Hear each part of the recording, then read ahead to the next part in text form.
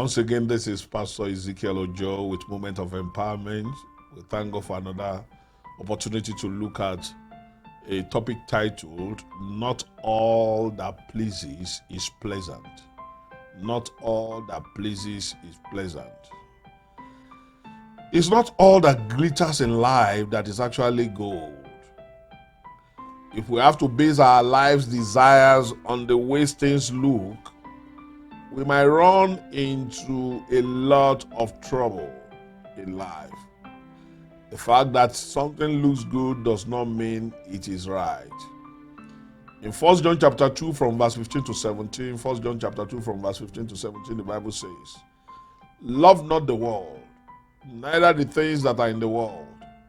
If any man loves the world, the love of the Father is not in him. For all that is in the world, the lust of the flesh, and the lust of the eyes, and the pride of life is not of the Father, but is of the world. And the world passeth away, and the lust thereof. But he that doeth the will of God abideth forever." What kills man is the inability to manage lusts. What is the lust of the eye? What is the lust of the flesh? And what is the care of life? First, we need to define what lust is. Lust can be defined as coveting something, desiring something that doesn't belong to you. Or in the case of the lust of the eyes, it is coveting and desiring to look at something that you should not be looking at. It is nothing but a very intense, extreme, and sometimes uncontrollable desire for something. The classical story in the Bible that captures this can be found in Judges chapter 14 concerning Samson. A little background information about Samson will drive the message home. Samson was born in Nazareth, and by virtue of who he was, there were boundaries for his life. No razor must touch his head. However, Samson had a major weakness, and that weakness was women. In verse 1, the Bible says, "And Samson went down to Timnah." He went down, not up, "and saw a woman in Timnah of the daughters of the Philistines. And he came up and told his father and his mother, and said, I have seen a woman in Timnah of the daughters of the Philistines." Don't forget, the Philistines are avowed enemies of the children of Israel. And he went to look for a woman in Timnah of the daughters of the enemies of his people. And he said to his parents, "Now therefore, get her for me to wife." Then his father and his mother said unto him, "Is there never a woman among the daughters of thy brethren, or among all my people, that thou goest to take a wife of the uncircumcised Philistines? Don't you find any lady in this neighborhood? And you have to now go and fetch for a wife among our enemies."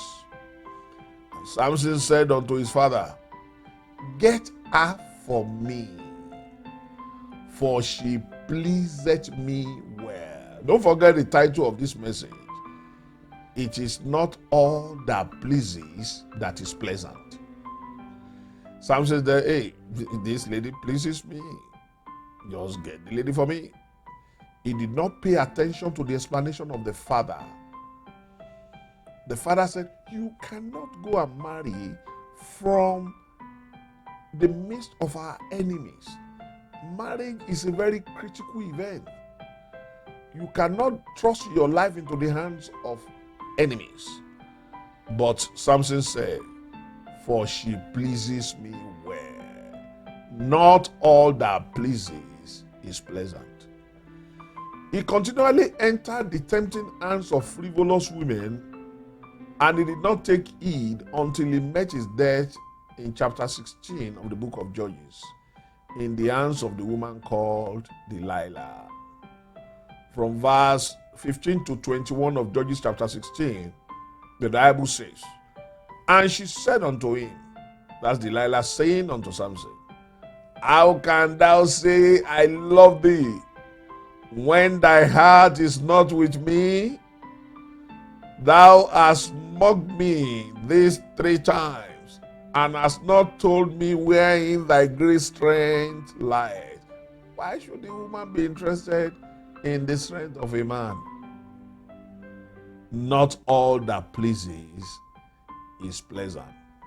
And it came to pass, when she pressed him daily with her words, power of words, persistently, the woman pressed Samson daily with her words, and urged him so that his soul was vexed unto death, that he told her all his heart, and said unto her, there has not come a razor upon my head, for I have been a Nazarite unto God from my mother's womb.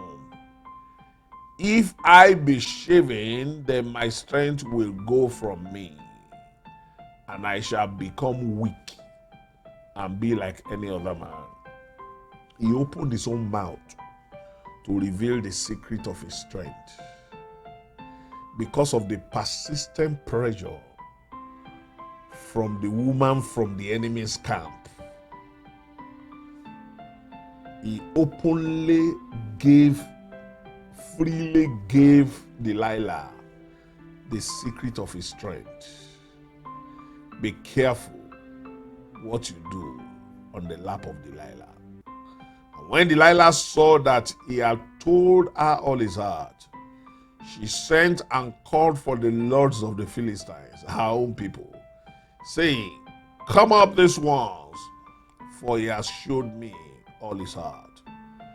Then the lords of the Philistines came up unto her and brought money in their hand. And she made him sleep upon her knees, and she called for a man. She caused him to shave off the 7 locks of his head. She began to afflict him, and his strength went from him. And she said, the Philistines be upon thee, Samson. And he awoke out of his sleep and said, I will go out as at other times before and shake myself. They wist not that the Lord was departed from him, but the Philistines took him and put out his eyes and brought him down to Gaza and bound him with fetters of brass, and he did grind in the prison house. And what pleased Samson eventually killed him. God gave him the spirit of self-control, but he did not pay attention to self-control.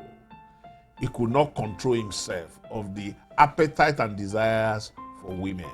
The Bible says in Proverbs chapter 25, verse 28, he that has no rule over his own spirit is like a city that is broken down and without walls. Do you have rule over your spirit? Can you control your appetite for things? It's a sign of maturity when you know when to say no to a thing.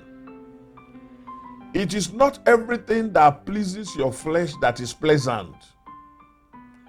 There must be times you will say no, though it looks pleasant, but it might be a trap from the enemy's camp. Samson fell into the trap of the enemy's camp because he did not pay attention to temperance. Give her to me, for she pleases me well.